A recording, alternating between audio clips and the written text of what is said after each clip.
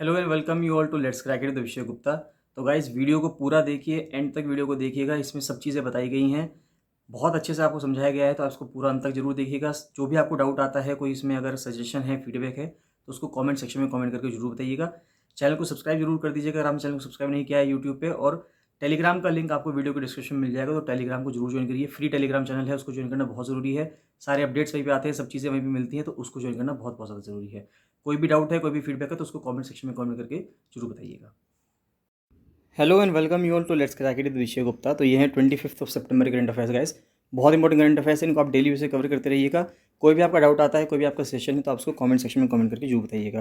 Guys बताना चाहूँगा कि एफआरओ मेंस के लिए टेस्ट सीरीज चल रही है, आरओ सचिवालय के लिए कंप्लीट प्रिपरेशन बैच चल रहा है। अगर आपने इसको ज्वाइन कर लिया तो इसके बाद आपके उत्तराखंड की जितनी भी आगे में जितनी भी परीक्षाएं होने वाली हैं, सभी की तैयारी हो जाएगी। इन करंट अफेयर्स की पीडीएफ्स को आप रेगुलर बेसिस पे ले सकते हैं और डेली एमसीक्यू प्रैक्टिस को भी आप ज्वाइन कर सकते हैं। चलिए स्टार्ट करते हैं आज की करंट अफेयर्स। तो सबसे पहली न्यूज़ आ रही है, ज्योग्राफी से न्यूज़ है, ट्रिपल डिप ला नीना के ऊपर। तो ये ला नीना क्या होता है, और जो मानसून की कुछ घड़ियां हमें देखने को मिली हैं, जाते जाते मानसून ने उत्तराखंड के अंदर और उत्तरी मैदान में काफ़ी ज़्यादा बरसात की है, तो वो ला नीना की वजह से हो रहा है। तो ये क्या होता है, इसको समझने की कोशिश करते हैं। The ongoing La Nina phase of the equatorial Pacific Ocean has just been predicted to persist for at least another 6 months. तो यानी कि ये कहा जा रहा है कि जो ला नीना होता है, ये पहली बात तो होता कहाँ पे है, ये पैसिफिक ओशन इक्वेटोरियल, यानी कि जो भूमध्य सागरीय अगर हम देखें तो भूमध्य पे, यानी कि जो इक्वेटर वाली लाइन है, वहाँ के आसपास जो पैसिफिक ओशन है उसका एक फेस है, यानी कि प्रशांत महासागर का। तो अगर आपसे सवाल ऐसा ही पूछा सकता है कि ला नीना जो है ये आपको किस ओशन में ये फेस देखने के लिए मिलता है, 4 ऑप्शन दे देगा आपको, Indian ocean, Pacific ocean, Atlantic ocean या आर्कटिक ओशन।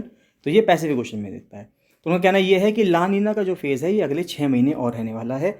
तीसरी बार ऐसा हुआ है 1950 से कि ला नीना एक साथ 3 सालों तक खिंचा हो। तो एल नीनो सदर्न ऑस्सिलेशन, जिसको कि शॉर्ट में एनसो भी कहते हैं, तो वो समझते हैं। पीरियोडिक वार्मिंग एंड कूलिंग, यानी कि जो बार बार पहले गर्म होता है पानी, फिर ठंडा होता है, जो सतह का जो पानी है इक्वेटोरियल पैसिफिक ओशन का, उसको एल नीनो सदर्न ऑस्सिलेशन कहा जाता है। एल नीनो सदर्न ऑस्सिलेशन का मतलब ये हुआ कि पहले यहाँ का पानी गर्म हुआ, फिर ठंडा हो गया, फिर गर्म हुआ, फिर ठंडा हो गया, तो पानी ऐसे चलता रहता है, गर्म ठंडा चलता रहता है। और यहाँ पे आप देख सकते हैं कि इस तरह से ये पैसिफिक ओशन ढका हुआ है। इधर जापान और एशिया, चाइना वगैरह देश हैं, इधर ऊपर नॉर्थ अमेरिका है, और नीचे फिर जाते जाते नीचे साउथ अमेरिका कॉन्टिनेंट आ जाता है, और उनके बीच में ये पैसिफिक ओशन है, यहाँ पे बेरिंग स्ट्रेट है। तो it is known to trigger wide spread changes in atmospheric conditions. तो इस एनसो के वजह से पूरे वातावरण में अगर हम देखें, एटमॉस्फेरिक कंडीशंस काफ़ी ज़्यादा चेंजेस हो जाती हैं, and has a major influence on global weather patterns including the Indian monsoon. और पूरे विश्व के जो पैटर्न्स हैं, वेदर का जो पैटर्न है, उन सब में चेंजेस आते हैं, सबको ये इफेक्ट करता है, भारतीय मानसून के सहित। La Nina refers to the ENSO phase. तो ला नीना का मतलब है ENSO phase, in which sea surface temperatures are cooler than normal. तो ला नीना का मतलब ये होता है कि जब सी सरफेस के जो टेम्परेचर्स हैं, यानी कि पैसिफिक ओशन का जो पानी है, वो ठंडा होता है नॉर्मल के मुकाबले, जो नॉर्मल टेम्परेचर रहता है उसके मुकाबले अगर वो ठंडा होता है, तो ये भारतीय परिस्थितियों के लिए अच्छा है, क्योंकि भारतीय परिस्थितियों में उस टाइम पे अच्छी बारिश होती है, ऐसा कहते हैं। लेकिन अगर ये ला नीना की जगह एल नीनो होता, तो वहाँ पे पानी गर्म हो जाता, और उसके वजह से क्या होता कि भारत में बारिश कम होती, और वहाँ पर यानी कि चिले में, बोलीविया में, वहाँ पे बारिश ज़्यादा होती। The warmer phase is known as El Nino. A result of interactions between ocean and wind systems, El Nino and La Nina have almost opposite impacts on weather events. अब ये कहा जा रहा है क्योंकि जो ओशन है और जो विंड का सिस्टम है, जब उनका टकराव होता है, उसके वजह से 2 अलग अलग इवेंट्स बनते हैं, या तो कभी एल नीनो बनता है और कभी ला नीना बनता है, और इनका लगभग अपोजिट इफेक्ट पड़ता है किसी भी पर्टिकुलर प्लेस पे। अगर हम भारत की बात करें, अगर कभी भी एल नीनो साल होता है तो उस साल भारत में बारिश नहीं होती है, लेकिन अगर ला नीना साल है, अगर ला नीना ईयर है, तो उस टाइम पे भारत में अच्छी खासी बारिश हो जाती है। अब बात आती है कि ये ट्रिपल डिप ला नीना क्या है। तो El Nino and La Nina episodes typically last for about 9 months to a year. ज़्यादातर तो ये क्या होता है, 9 महीने से 1 साल के बीच के दौरान ये चलता है। They usually develop in the March to June period. ये मार्च जून पीरियड से शुरू होते हैं, and are strongest during winter, यानी कि नवंबर टू जनवरी, जो भारत के हिसाब से विंटर मंथ है उनकी बात कर रहे हैं, बिफोर वीकनिंग और डिसिपेटिंग बाय मार्च और अप्रैल ऑफ नेक्स्ट ईयर। तो अगले साल मार्च अप्रैल तक खत्म हो जाते हैं। Occasionally however they continue for much longer periods. लेकिन कभी कभी ही ऐसा होता है कि ये जो ला नीना या एल नीनो जैसी कंडीशंस हैं, ये कुछ लंबे समय के लिए खिंच जाएँ। In recent years El Nino जो था 2015-16 का, वो 19 महीने तक चला। Was one of the longest on record, और उसको गॉडजिला भी कहा गया due to its sustained high intensity, क्योंकि उसकी इंटेंसिटी बहुत हाई थी, तो गॉडजिला भी उसको कहा गया। The current लानीना episode has already surpassed that in length, और लेकिन लानीना जो चल रहा है इस टाइम पे वो उससे भी ज़्यादा आगे निकल चुका है। नेक्स्ट आता है, इट वाज स्टार्टेड इन सितंबर 2020। तो अभी जो हाल फिलहाल में जो लानीना चल रहा है वो सितंबर 2020 में शुरू हुआ और पिछले 24 महीने तक चला है, यानी 2 साल हो गए हैं। सितंबर 2022 में इसको 2 साल हो गए हैं, और अभी और 6 महीने इसको चलने की कवायद लगाई जा रही है कि अगले 6 महीने तक ये और चलेगा। तो अगर इतना लंबा चल रहा है तो उसके इसलिए इसको ट्रिपल डिप लानीना कहा जा रहा है।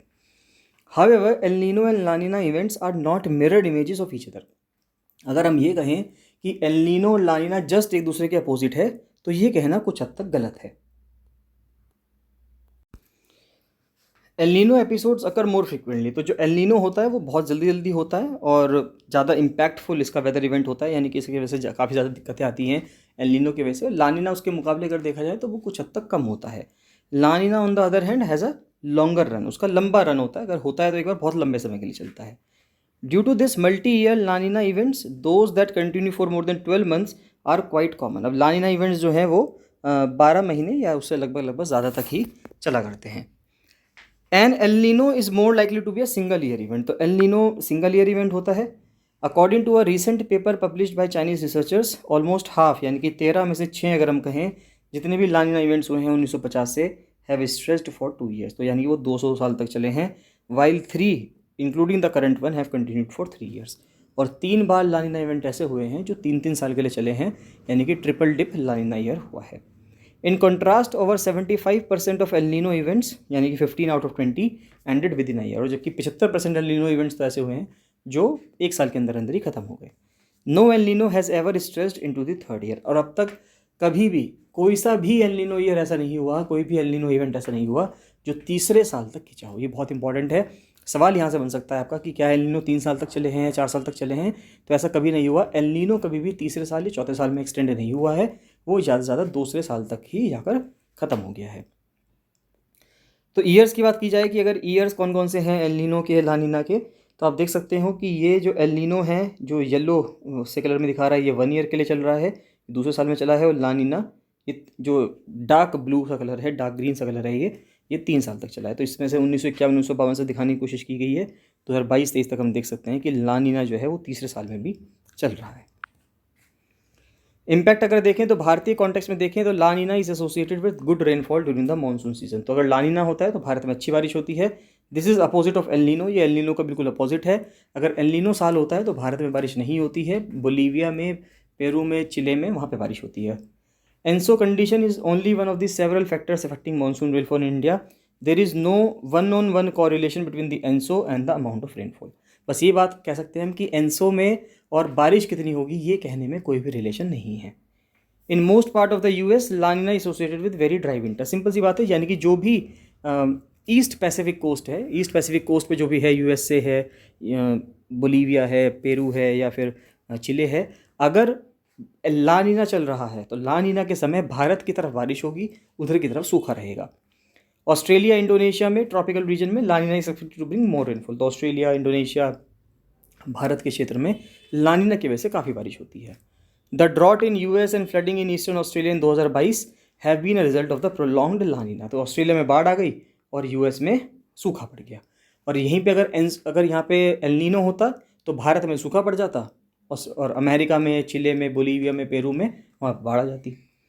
The excessive rainfall in Pakistan which is experiencing its worst flooding disaster can also be blamed in part on लानीना। तो ये भी कहा जाता है लानीना की वजह से ही इतना डिजास्टर आया है पाकिस्तान के अंदर कि वहाँ पर बाढ़ आ गई है।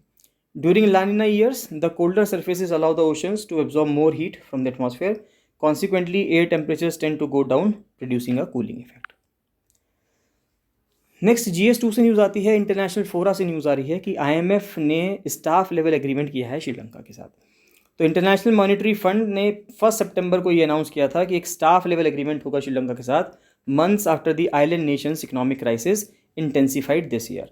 तो स्टाफ लेवल एग्रीमेंट क्या होता है अगर हम देखें तो ये एक फॉर्मल एग्रीमेंट है, फॉर्मल अरेंजमेंट है, जिससे कि IMF का स्टाफ और श्रीलंका की जो अथॉरिटीज़ है वो एक $2.9 बिलियन के पैकेज पे एग्री हुई हैं that will support Sri Lanka economic policy, जो श्रीलंका की जितनी भी इकोनॉमिक पॉलिसीज है उसको सपोर्ट करता है विद अ 48 मंथ अरेंजमेंट, जो एक 48 महीने का यानी कि 2 साल का एक अरेंजमेंट है ये under the extended fund facility के। However, even though the IMF has agreed to support Sri Lanka, the extended fund facility यानी कि EFF इस कंडीशनल और मैनी फैक्टर्स, यानी कि IMF ने ये तो एग्री कर लिया है कि वो श्रीलंका की हेल्प करेंगे, लेकिन ये भी कहा गया है कि वो कुछ कंडीशंस के तहत श्रीलंका की हेल्प करेंगे, यानी कुछ कंडीशंस लगाई गई हैं, कुछ शर्तें हैं। तो जो बेल आउट पैकेज है या जो भी हम हेल्प कर रहे हैं, एक स्टाफ लेवल एग्रीमेंट कर रहे हैं, ये तभी कार्यान्वित होगा, तभी कामयाब होगा अगर श्रीलंका उन बातों को मानेगा। Sri Lanka must take a series of immediate measures that the fund has deemed necessary to fix fiscal lapses and structural weakness। तो IMF कुछ ऐसी कंडीशंस लगा रहा है, बेसिकली IMF के थ्रू अमेरिका ही लगाएगा यहाँ पे, क्योंकि IMF जो है हेडक्वार्टर USA में है, न्यूयॉर्क में है, और ज़्यादातर वहाँ पे जो वॉशिंगटन DC में है, सॉरी, और जहाँ पे जो दबदबा है वो किसका है, USA का है। तो वहाँ पर वो कुछ ऐसे चीज़ें कह रहा है कि कुछ ऐसे लैप्सेस जो हैं श्रीलंका की इकनॉमी में, श्रीलंका में जो दिक्कतें हैं वो जिन कारणों के वजह से है, उन कारणों के ऊपर हम प्रहार करना चाह रहे हैं, जैसे कि फिस्कल रेवेन्यू आप रेज करो, सेफ गार्डिंग फाइनेंशियल स्टेबिलिटी, और रिड्यूस करो करप्शन वल्नरेबिलिटी, यानी जो करप्शन है, जो करप्शन व्याप्त है पूरे देश भर में श्रीलंका में, उसको कम करने की बात कर रहे हैं। Apart from making domestic policy changes to strengthen the economy, Sri Lanka must also restructure its debt with its multiple lenders. अभी भी कहा गया है कि अपनी डोमेस्टिक पॉलिसी को तो चेंज करो ही, जिससे कि आपकी अर्थव्यवस्था मजबूत हो सके, साथ ही साथ ये भी कहा जा रहा है कि आपका जो डेट है, आपका जो उधारी है, उस उधारी को भी रीस्ट्रक्चर करो जिनसे आपने उधार ले रखा है। IMF has said that it will provide financial support to Sri Lanka only after the country's official creditors, कि IMF ने कहा है कि वो तभी सपोर्ट करेगा श्रीलंका को कि अगर श्रीलंका के जो ऑफिशियल क्रेडिटर्स हैं, जिसने उसको उधार दिया है, give financing assurances on debt sustainability and when the government reaches a collaborative agreement with its private creditors, the process could take several months। और ये भी कहा जा रहा है कि इन चीज़ों में कुछ महीने का समय लग सकता है। नेक्स्ट आता है GS3 से न्यूज़ आ रही है, साइंस एंड टेक से न्यूज़ है 5G का डिप्लॉय करने से, यानी कि कम्युनिकेशन से न्यूज़ है कि 5G को डिप्लॉय करने की बात की जा रही है। और 1 अक्टूबर को कहा जा रहा है कि आज के दिन प्राइम मिनिस्टर मोदी ने 5G को कुछ सिटीज़ में स्टार्ट भी कर दिया है। तो 5G आर्किटेक्चर की बात करें तो 5G आर्किटेक्चर जो 4G टेक्नोलॉजी पे चल रहा है, उसको कैसे करने की बात की जा रही है कि when 5G is deployed through a non stand alone framework, the operator uses the existing installed capacities and LTE architecture. अब देखिए बात क्या है, अब 2 तरह की चीज़ें हैं यहाँ पे, आप समझने की कोशिश कीजिए कि हम लोगों के पास अभी जो मास है, यानी कि जो ज़्यादा भीड़ है, जनसंख्या है भारत की, उनके पास अभी जो मोबाइल डिवाइसेज़ हैं या जितने भी हैंडसेट्स हैं या और जो डिवाइसेज़ हैं, वो अभी 4G को सपोर्ट करते हैं, 5G को सपोर्ट नहीं करते। अब हम जो टेक्नोलॉजी निकाल रहे हैं वो 5G टेक्नोलॉजी निकाल रहे हैं, और एकदम से ऐसा नहीं होगा कि सभी लोग अपना फ़ोन चेंज करके 5G फ़ोन लेने लगेंगे। तो सभी लोग 5G का फ़ोन नहीं लेंगे और 4G फ़ोन में ही 5G जैसी फैसिलिटी चाहिए, तो आप कैसे कर पाओगे, उसके ऊपर सारा इशू है। However, in a standalone model, the radio access network and the core will be completely new। तो यानी कि ये वो है, standalone का मतलब ये है कि जो टोटल 5G नेटवर्क पे काम कर रहा है, और ये वो है जिनके पास 4G सेट्स हैं लेकिन वो यूज़ 5G कर रहे हैं। तो since 4G's Inception in early 2010s, the number of smartphone users have grown significantly. जैसे जैसे 4G 2010 से आया था, 2010 में 4G आया था, उसके बाद से लोगों ने काफ़ी ज़्यादा नए नए हैंडसेट्स आने लगे, नई नई कंपनीज आई हैं, और उन्होंने काफ़ी अफोर्डेबिलिटी के हिसाब से भी हैंडसेट्स निकाले हैं मार्केट में। According to Statista, the total number of smartphone users जो है दुनिया में वो डबल हो गए, 3.7 बिलियन 2016 में थे, और ये बढ़कर 6.6 बिलियन हो गए 2022 में।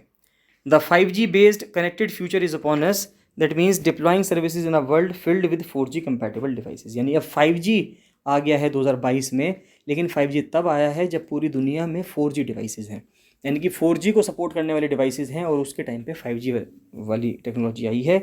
सो टेलीकॉम ऑपरेटर्स के सामने अब 2 ऑप्शंस हैं, they can either build a non stand alone और अ स्टैंड अलोन आर्किटेक्चर। तो नॉन स्टैंड अलोन जो आर्किटेक्चर है उसका फ्रेमवर्क देखें तो operator can use their existing installed capacity. NSA के तहत अगर हम देखेंगे, नॉन स्टैंड अलोन फैसिलिटी के तहत देखेंगे, तो उसमें क्या होगा कि जो ऑपरेटर्स के पास ऑलरेडी एग्जिस्टिंग फैसिलिटीज़ हैं, जो उन्होंने ऑलरेडी इंस्टॉल कर रखी हैं, टावर्स लगा रखे हैं, सिग्नल्स आ रहा है, जितना भी सेटअप कर रखा है, उसमें कुछ चेंज करने की ज़रूरत नहीं पड़ेगी, और उसी के थ्रू वो 5G सर्विसेज डिप्लॉय कर देंगे while implementing a new radio access network. The SA model यानी कि जो स्टैंड अलोन मॉडल है, on the contrary, is a pure play 5G architecture. ये पूरा का पूरा 5G आर्किटेक्चर है that provides operators full range of the 5th generation capability and lets them slice the network. और अगर हम स्टैंड लोन यूज़ करते हैं तो इससे पूरा का पूरा 5G आप यूज़ कर पाएंगे। In this architecture ran and the core are completely new. Next आता है नेशनल लॉजिस्टिक्स पॉलिसी जो prime minister Narendra Modi launch कर रहे हैं। उससे क्या ट्रांसफॉर्मेशन आएगा, क्या चेंज आएगा, उसकी बात करते हैं। देखिए, किसी भी देश के अंदर लॉजिस्टिक्स यानी कि सामान का एक जगह से दूसरी जगह जो उसकी आवाजाही है वो बहुत ज़्यादा महत्वपूर्ण है, क्योंकि हम जब इंटरकनेक्टेड वर्ल्ड में रह रहे हैं, ज़रूरी नहीं है कि हर चीज़ उत्तराखंड के अंदर या उत्तर प्रदेश के अंदर पैदा होती हो। अगर मान लेते हैं आपको कोकोनट का यानी कि नारियल का पानी पीना है, तो ज़रूरी नहीं है कि नारियल का पानी हमारे आसपास होता हो। नारियल का पानी हमें तमिलनाडु से, कर्नाटका से, केरला, इन्हीं राज्यों से मिल सकता है। तो वहाँ से सामान को उत्तर में आना है, उत्तर भारत में आना है, तो सामान को लाने की जो कॉस्ट है उस कॉस्ट को हमें कम करना है। जितनी वो कॉस्ट कम होगी, चीज़ों पे जो दाम होगा, चीज़ों का दाम भी उतना ही कम बढ़ेगा, ज़्यादा नहीं बढ़ पाएगा। भारत में भी देखते हैं कि भारत सरकार जो है अभी लगभग जो डेटा बताती है उसके हिसाब से हम 13 से 14% खर्च करते हैं भारत में लॉजिस्टिक्स के ऊपर, सामान को ढोने के लिए, यानी कि सामान को एक जगह से दूसरी जगह ट्रांसफ़र करने के लिए जो खर्चा होता है वो लगभग 13 से 14% होता है। इसको हम कम करके 8 से 9% लाने की कोशिश में है। द पॉलिसी जो उसको पहले इंट्रोड्यूस किया गया था 2020 में during the budget speech by finance minister Nirmala Sitharaman. Currently high logistics cost in India bring down the competitiveness of domestic goods in the global market. तो पीयूष गोयल के अकॉर्डिंग अगर देखा जाए तो उनका कहना यह है, जो यूनियन मिनिस्टर हैं उनका कहना यह है कि country spends around 13 to 14% of GDP on logistics cost. तो GDP का 13 से 14% तो हम सामान को एक जगह से दूसरी जगह ढोने में ही खर्च कर देते हैं। वाइल कंट्रीज जैसे कि जर्मनी है, जापान है, जिन्होंने अपना लॉजिस्टिक इंफ्रास्ट्रक्चर सिस्टम इतना अच्छा बना रखा है कि वो सिर्फ 8 से 9% ही खर्च करते हैं GDP का अपने लॉजिस्टिक्स पे।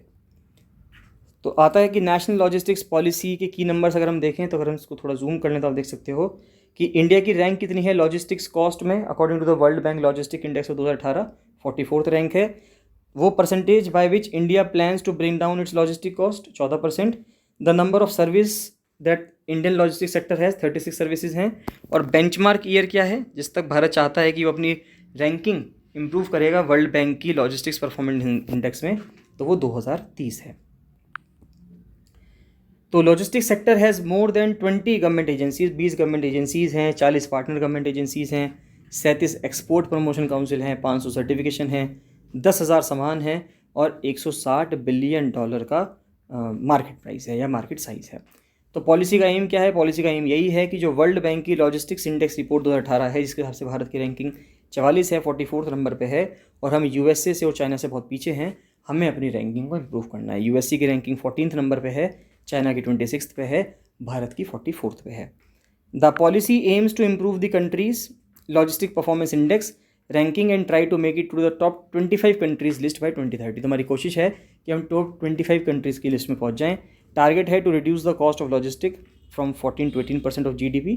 जो 14 से 18% है उसको घटाकर हम चाहते हैं कि 8% पे आ जाए 2030 तक। कंट्रीज़ जैसे कि US को कह दो, साउथ कोरिया है, सिंगापुर है और दूसरे कुछ और यूरोपियन देश हैं, उन सबका low logistic cost to GDP ratio, यानी कि कॉस्ट उनकी GDP के मुकाबले जो उनकी लॉजिस्टिक कॉस्ट है वो बहुत कम लगती है। तो भारत अपनी टारगेट्स को कैसे मीट करेगा, अगर हम ये देखें तो पॉलिसी के अंदर 4 स्टेप्स हैं। पहला है इंटीग्रेशन ऑफ डिजिटल सिस्टम। तो जितना भी डिजिटल सिस्टम है सबको इंटीग्रेट करने की बात की जा रही है। Under this 30 different systems of 7 different departments. तो 30 अलग अलग तरह के सिस्टम हैं 7 डिफरेंट डिपार्टमेंट्स के, उनको इंटीग्रेट किया गया है। जैसे कि रोड ट्रांसपोर्ट हो, रेलवे है, कस्टम है, aviation, foreign trade, commerce, ministries को, इन सबको इंटीग्रेट किया गया है, जिससे कि सब ये एक साथ एक समन्वय में, कोऑर्डिनेशन में काम कर सकें। These departments will have their own digital data. सभी डिपार्टमेंट्स का अपना अपना डिजिटल डेटा है which will be integrated under ITS, जिसको एक साथ जोड़ दिया गया है, इंटीग्रेट कर दिया गया है। This is expected to improve shorter cargo movement. फिर आता है यूनिफाइड लॉजिस्टिक्स इंटरफेस प्लेटफॉर्म, एक ये लाया जा रहा है, इसके ये IDS की तरह ही है। This system will also be utilize for smooth cargo movement. तो कार्गो का मूवमेंट स्मूथ करने के लिए ये लाया जा रहा है। फिर है ईज ऑफ लॉजिस्टिक, इसके तहत नई पॉलिसी आएगी जिससे कि रूल सिंप्लीफाई हो सकेंगे and the logistic business will be ease, और जो लॉजिस्टिक का बिजनेस है वो भी ईज हो सकेगा।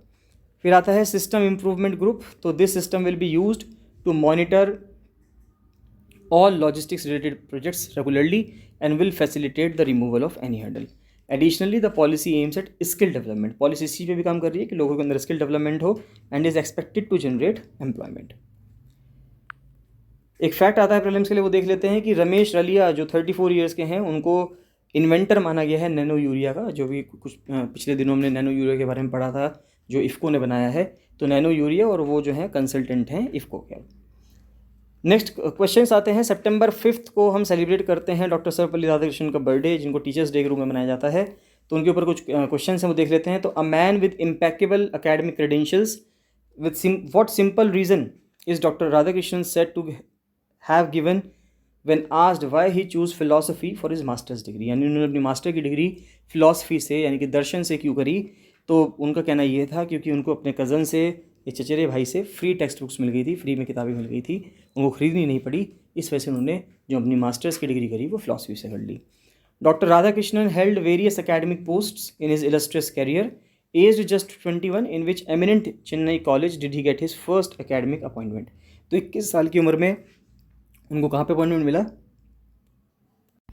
तो वो उनको मिला प्रेसिडेंसी कॉलेज से।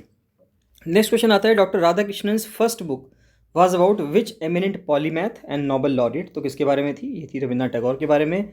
ये कहा जाता है कि as the chairman of the Rajya Sabha doctor Radhakrishnan, यानी कि vice president, chairman of the Rajya Sabha कौन होते हैं, वाइस प्रेसिडेंट होते हैं, उपराष्ट्रपति, employed a novel technique to settle debates if they were getting vocal and were creating chaos, what did he do.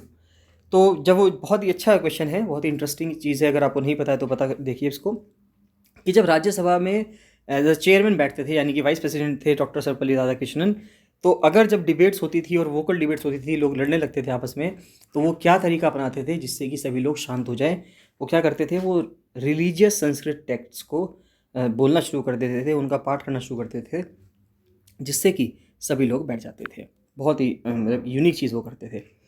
Next आता है, seeing the surprised look on the face of an influential ancient leader after he was patted on the cheek by doctor Radhakrishnan, the latter said, mister chairman don't be alarmed, I did the same to Stalin and the pope, यानी कि माओ Zedong ने उनके गाल को खींचा था और उन्होंने कहा यही चीज़ मैंने स्टालिन के साथ की और पोप के साथ की।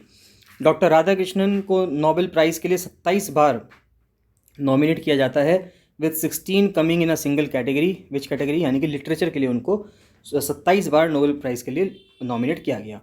What achievement does doctor APJ Abdul Kalam share with doctor Radhakrishnan as far as civilian awards go, तो दोनों को भारत रत्न मिला है, जो कि हाईएस्ट अवार्ड है before becoming the first citizen of India, यानी कि दोनों को जो भारत रत्न मिला है वो राष्ट्रपति बनने से पहले मिला है। तो डॉक्टर कृष्णन को, यानी कि राधाकृष्णन को राष्ट्रपति बनने से पहले ये अवार्ड मिल चुका था भारत रत्न का, और इसी प्रकार से APJ अब्दुल कलाम को भी राष्ट्रपति बनने से पहले भारत रत्न का अवार्ड मिल चुका था। तो इसके साथ आज के करंट अफेयर्स कंप्लीट होते हैं। जिसमें आपको कोई भी डाउट आता है, कोई भी आपका सेशन है, फीडबैक है, तो उसको कमेंट सेक्शन में कमेंट करके जरूर बताइएगा। बाकी मिलते हैं नेक्स्ट वीडियो में। So thank you and bye bye.